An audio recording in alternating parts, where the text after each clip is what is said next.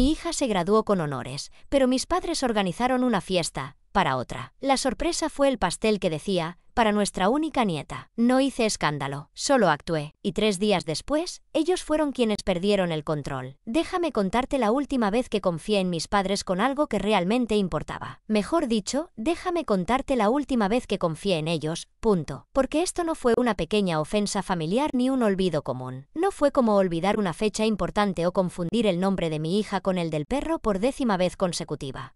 No, esto fue traición, disfrazada de pastel de celebración y servida junto a brochetas de camarón y sonrisas falsas, en una mesa plegable. Todo comenzó de forma inocente. Mi madre me llamó un martes por la tarde con ese tono liviano y casual que solo usa cuando está a punto de arruinarme el día, pero quiere que parezca una buena noticia. Estábamos pensando en organizar una pequeña fiesta de graduación, dijo, para nuestra nieta. Así, sin más, nuestra nieta. Yo estaba guardando las compras en el maletero del coche y casi dejo caer una bolsa con arroz. Sí, algo pequeño, solo la familia, añadió. Nos encantaría hacerla en casa. Eso fue todo. Le respondí, gracias. Su voz sonaba sincera. Ese tipo de sinceridad que te hace bajar los hombros por un instante, que te hace creer, contra todo sentido común, que esta vez será distinto. Ni siquiera me detuve a pensar a qué nieta se refería. Para mí era obvio, mi hija, Daniela, acababa de graduarse del instituto, primera de su promoción. Gracias. Después de 4 años de desvelos,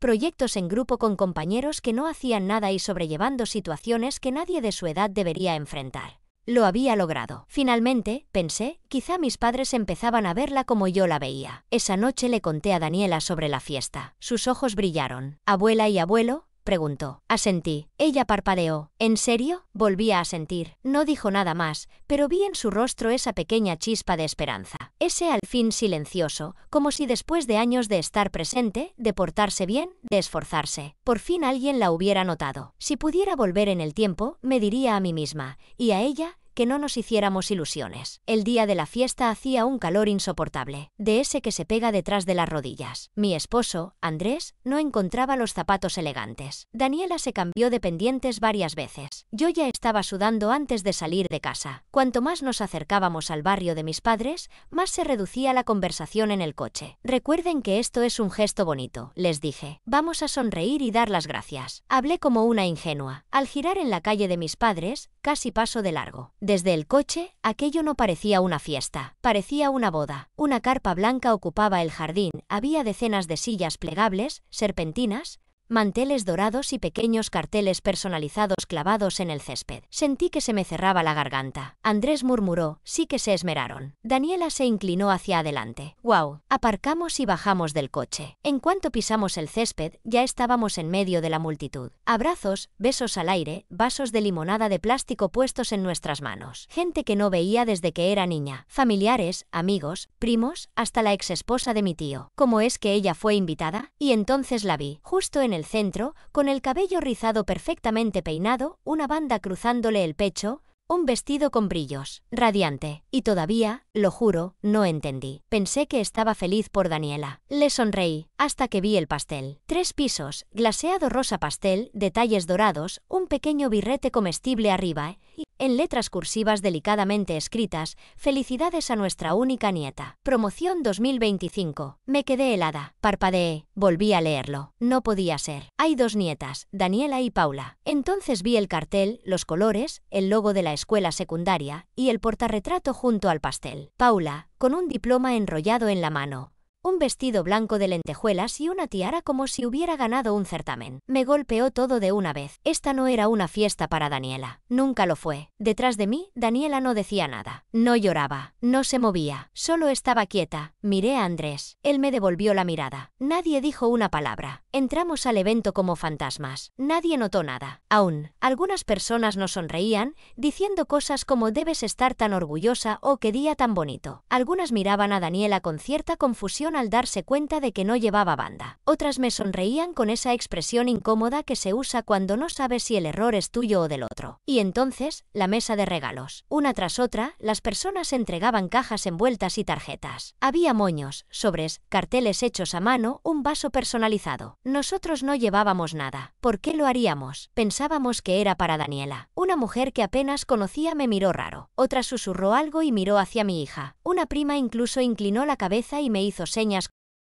con los labios, ¿dónde está el regalo? Quise desaparecer entre el césped. Luego Paula se puso de pie, con una copa de champán en la mano. Brindemos por nuestra niña. Ha trabajado tan duro. No podríamos estar más orgullosos. La secundaria es un gran paso y ella lo ha manejado con gracia, belleza e inteligencia. Brindis, risas, aplausos. Daniela seguía ahí, sin llorar, sin moverse, solo observando. Esperé a que terminara el brindis, a que la gente se sentara, a que la multitud se alejara un poco de la mesa del pastel. Entonces fui hacia donde estaba mi madre, sirviendo hielo junto al refrigerador. El pastel dice, única nieta, le dije. Ella sonrió, distraída. Seguro fue un error de la pastelería. No me moví, encogió los hombros. Además, Daniela ya es mayor, ya no es una niña. Esto fue más como un momento simbólico. Me quedé mirándola. Ella volvió a sus vasos. Mi padre se acercó con un plato de papel. Oye, ¿Daniela también se graduó? No respondí. Él parpadeó. ¿De qué? Volví a parpadear. Del instituto. Se rió. Ah, claro, tienes razón. Miré a mi madre. No dijo nada. Solo sonrió y volvió a girarse hacia la mesa del buffet. Nos fuimos. Nadie nos detuvo. Nadie nos siguió. Ni siquiera se dieron cuenta. Y de alguna forma, eso dolió más. Daniela se subió al asiento trasero y se quedó mirando por la ventana. Encendí el motor. Andrés no dijo una sola palabra. Y mientras salíamos del camino de entrada, rompí el silencio. Esto no vuelve a pasar. Lo que hicimos después.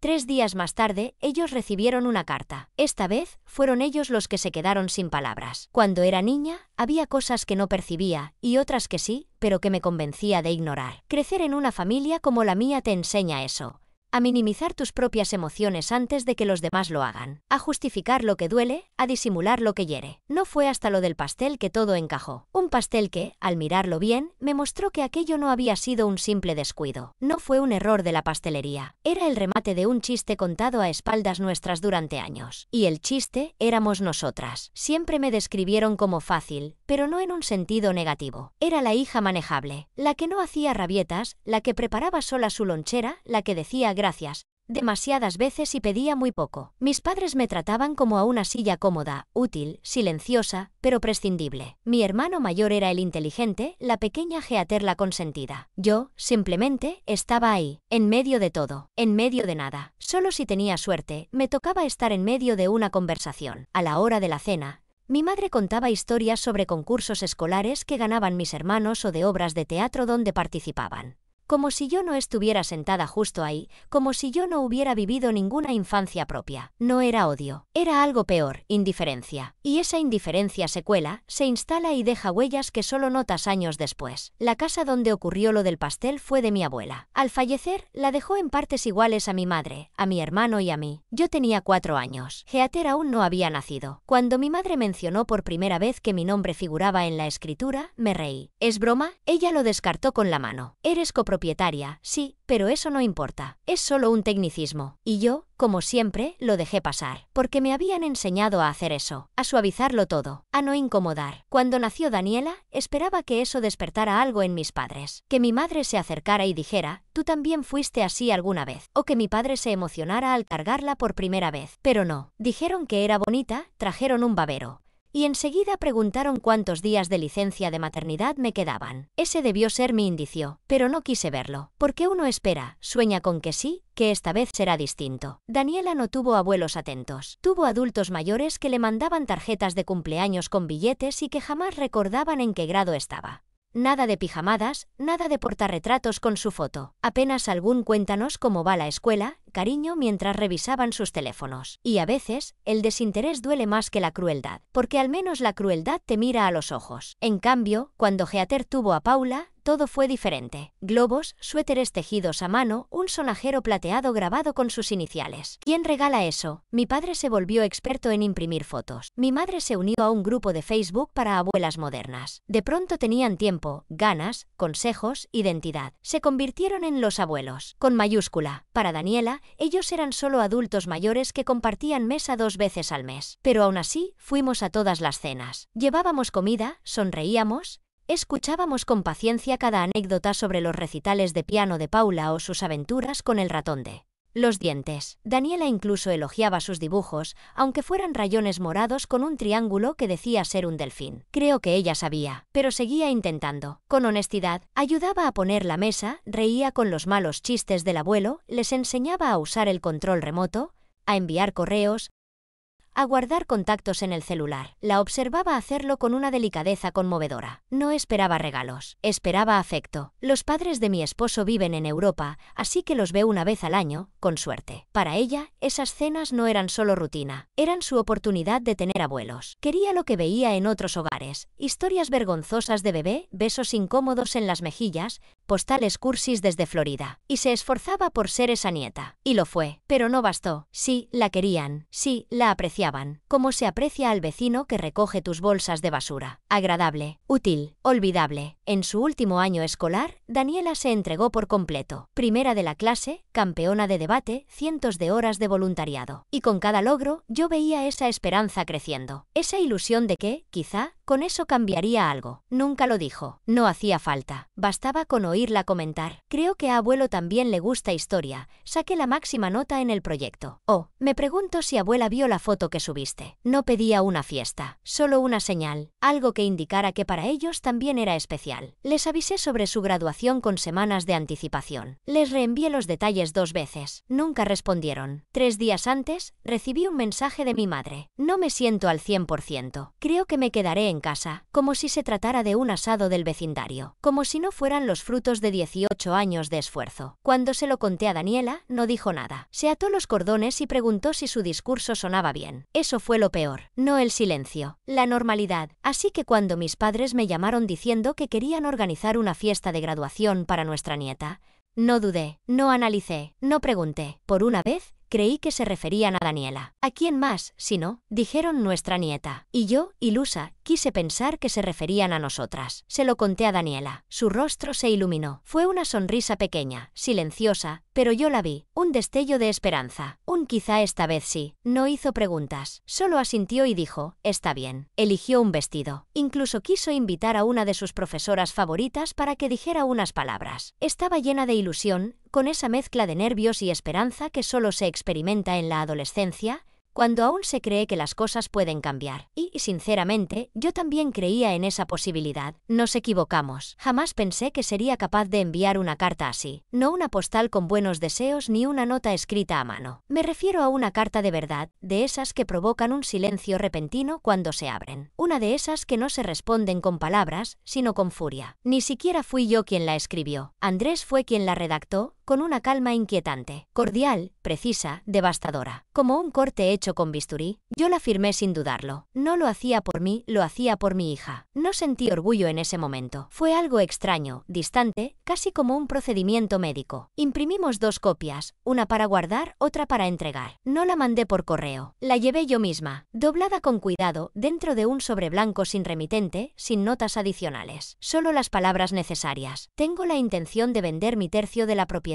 ubicada en Fría, inapelable. Podían comprarme esa parte si querían, pedir un préstamo, reunir sus pensiones, buscar una solución. Pero sabía que no lo harían. Y ese no era el objetivo. El objetivo era dejar claro que ya no tenían poder sobre mí. La primera en llamar fue Heather. Respondí porque quería escuchar cómo empezaba todo. Me dijo que la había abierto delante de Paula, como si eso fuera el mayor acto de traición del año. No contesté. Mi madre gritó mi nombre tan fuerte que casi derrama el té. ¿Debería disculparme con el té? Heather no rió. Lloraba desconsoladamente. Por un momento, pensé que había muerto alguien. ¿La leyó en voz alta? Pregunté. Sí. Dijo que estás intentando vender la casa. Nuestra casa. Una corrección, le respondí, 1/3 de la casa. Heather estaba temblando. Quizá debería hidratarse. Hizo un sonido ahogado, como si no supiera si colgarme o gritar. La estás destruyendo, dijo finalmente. No, respondí. Ella se lo hizo sola. Yo solo lo estoy oficializando. 3 horas más tarde, fue mi madre quien llamó, sin dejar mensaje, solo insistiendo. Atendí al 3er intento. Voy a fingir que leí mal esa carta, dijo con calma. Y tú vas a decirme que fue un error. Dejé que el silencio se alargara. Luego respondí. No lo fue. Aspiró con fuerza. Como si la carta fuera una cosa, pero mi confirmación fuera aún peor. ¿Vas a vender tu parte de la casa? Sí, mi parte de la casa de la abuela. Tú ni siquiera vives allí. Y tampoco pagas los impuestos por tu cuenta. Hubo una pausa. Esto es un acto de venganza. No, dije. Es algo que debió pasar hace tiempo. Lo haces por esa estúpida fiesta. Lo hago porque el futuro de mi hija no debería estar ligado a una casa llena de fotos enmarcadas de la hija de otra persona. Soltó una carcajada seca, cargada de veneno. Ah, claro, ahora todo se trata de Daniela. Todo lo que hago se trata de Daniela. ¿Nos vas a dejar sin hogar? No, pueden comprarme la parte.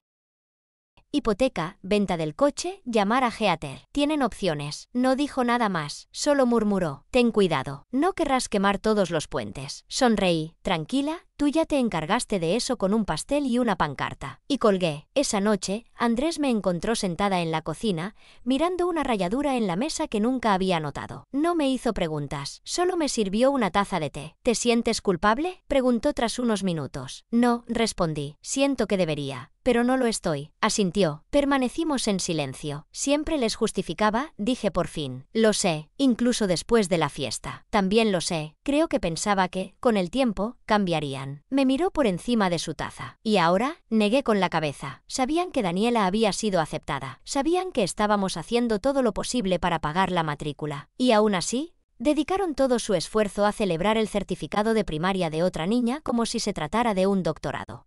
Andrés no respondió. No hacía falta. Los días siguientes se sintieron tensos, como si el aire mismo fuera una amenaza. Dejé de contestar llamadas. No más encargos. No más recados. ¿No más puedes ayudarme con esto? Daniela también se apartó. Sin dramas. Solo dejó de participar. Nada de apoyo técnico, nada de vídeos de cumpleaños para Paula, nada de correos de emergencia nocturnos. Simplemente se alejó. Una tarde le pregunté cómo se sentía. Como si hubiera borrado un virus que no sabía que tenía. 4 días después, Heather volvió a intentarlo. No tienes idea de lo que le hiciste a mamá. Va por la casa como un fantasma. ¿No lo hacía ya? No deja de leer la carta, como si fuera un aviso de defunción. Quizás lo sea, para la versión de ella que creyó que siempre se saldría con la suya. No está comiendo. Tampoco está escuchando. Heather suspiró. Aún puedes arreglarlo. No, ya no. Solo llámala. Habla con ella, Laura. Ya hablé. Envié una carta. Y colgué. Esa noche, Daniela entró en la cocina mientras yo secaba los platos. Se apoyó en la encimera, cruzando los brazos. ¿Alguna vez te sientes la villana?, me preguntó. Me detuve un instante. Sí, todo el tiempo. ¿Por qué? Sonrió con suavidad. Solo quería saber si era la única. Le devolví la sonrisa. ¿Crees que algún día lo entenderán? No, dije. Pero ese no es el objetivo. Entonces, ¿cuál es? No les debemos comprensión, solo límites. Asintió y no dijo más. Lo dejamos ahí. Pensé que nada superaría el dolor del pastel. Ese que decía felicidades a nuestra única nieta con letras rosadas perfectamente delineadas,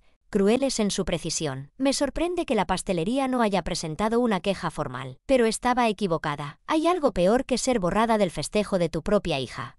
Descubrir que las mismas personas que te criaron intentaron borrar su futuro también. Pasaron 2 semanas después de la carta, la que Andrés me ayudó a redactar, sin amenazas, sin gritos, solo hechos. 2 semanas después, Daniela regresó de su clase de danza con una expresión que solo yo sabía descifrar. Para otros, era neutral. Para mí, era una alerta. Él me lo dijo, comentó. Me estaban esperando. ¿Quiénes?, pregunté, sorprendida. Mis abuelos, afuera del estudio. Por lo visto, aparecieron frente a la academia como si se los hubiera tragado la tierra y los hubiera devuelto sonrientes. Le hicieron señas, actuando como si todo fuera casualidad, como si solo estuvieran dando un paseo. Durante 18 años, mis padres apenas habían mostrado interés en las actividades de Daniela, pero de pronto parecían obsesionados con coincidir con su horario de clases. Andrés me comentó que al principio fueron amables, demasiado incluso, como si estuvieran actuando en una obra. Después, comenzaron con su guión ensayado. ¿De verdad vas a permitir que tu madre nos haga esto? Nos está dejando en la calle, cariño. Habla con ella. Tú eres la única que puede hacerla entrar en razón. Le pregunté cómo había reaccionado. Daniela se encogió de hombros. Les dije que no. Sin discutir, sin elevar la voz. Solo eso, no. Y fue entonces cuando mi madre la miró fijamente a los ojos y le soltó con frialdad. Está bien, pero las decisiones tienen consecuencias. Daniela se alejó sin mirar atrás. Yo no pude. Me quedé un rato en la cocina, en silencio, contemplando los árboles por la ventana, como si pudieran enseñarme a no gritar en medio del viento. Porque lo cierto es que, aunque me esperaba manipulaciones y reproches, lo que no imaginaba era que llegarían tan lejos como para enfrentar a Daniela a la salida de una clase.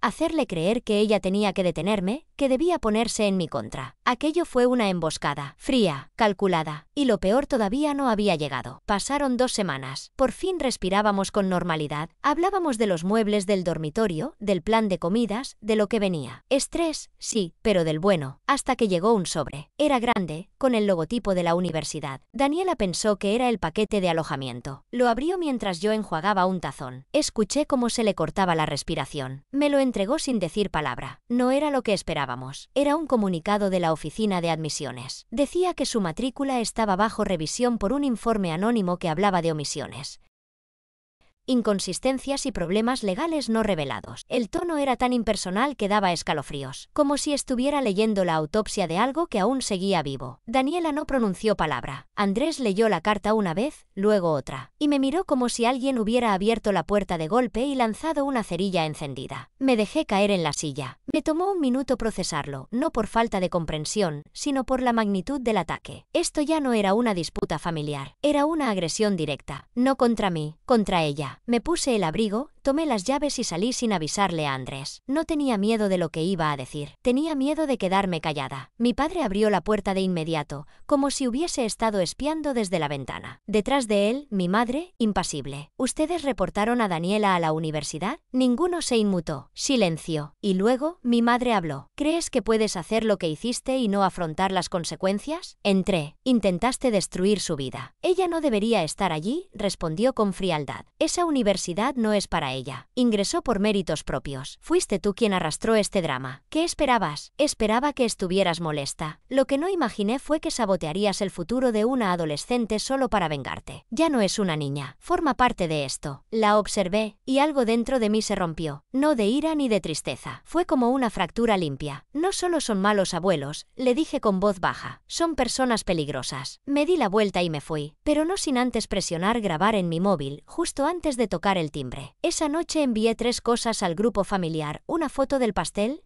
una captura del comunicado de la universidad y un audio de mi madre diciendo que esa escuela no era para Daniela. Sin explicaciones, sin contexto. Luego apagué el teléfono y me puse a cocinar. La reacción fue inmediata. En menos de una hora, el grupo familiar estaba encendido. Primos que no veía en años comenzaron a preguntar si era real. Una tía me escribió en privado, no tenía idea. Lo siento mucho. 3 personas abandonaron el chat en silencio. Heather intentó suavizar la situación. Esto se está saliendo de proporción. Nadie le contestó, ni siquiera Paula. Daniela leyó todo, con calma, como quien reúne pruebas para algo más grande que la venganza. Al terminar, me miró y dijo: no creo que quiera volver a verlos nunca más. Asentí, y ella regresó a su habitación, como si acabara de limpiar el desastre de otros. Unos días después, recibí una llamada. Era mi hermano. No hablábamos desde aquella fiesta. Me llamaron, dijo. Guardé silencio. Quieren que te venda mi parte. Dicen que están desesperados. Volví a callar. Les dije que no. De hecho, quiero venderles mi tercio también. Sentí que algo dentro de mí se aflojaba por fin. Por Daniela, añadió. Esto ya cruzó un límite. Esa tarde, Daniela y yo nos sentamos en el porche. El sol bajaba y el aire era suave. Ella revolvía su té con una cuchara doblada que nunca quiso reemplazar. Si se disculparan, ¿los perdonarías? Lo pensé de verdad. No, no por esto. Ella asintió. Me alegra. Un año después, la casa se vendió. No fue rápido, pero sí en buenos términos. Con mi parte cubrí todo lo que Daniela necesitaba: matrícula, residencia, esos gastos que siempre aparecen sin avisar. Y aún sobró más de lo que imaginé. No hemos vuelto a saber de mis padres. Ni llamadas, ni disculpas, ni cartas extrañas. Nada. Hasta donde sé, mi hermano tampoco. Firmó los papeles, cobró su parte y desapareció. La salida más silenciosa que le he visto hacer. Heather sigue en su órbita, pero ya sin brillo. Supe que discutieron hace un tiempo. Por fin dejó de justificar lo que intentaron hacerle a Daniela. Dijo que necesitaba distancia. Él se la dio. Mis padres compraron una casa con su parte, o algo parecido. Pequeña, deteriorada, lejos de todo, en una calle mala, con vecinos peores. Sin hipoteca, porque no calificaban. Pagaron en efectivo y se conformaron con goteras, baldosas rotas y sirenas a medianoche. Es suya ahora. Cada rincón en ruinas. Daniela, en cambio, sigue firme, enfocada, brillante, y ellos jamás podrán atribuirse ni un solo segundo de eso.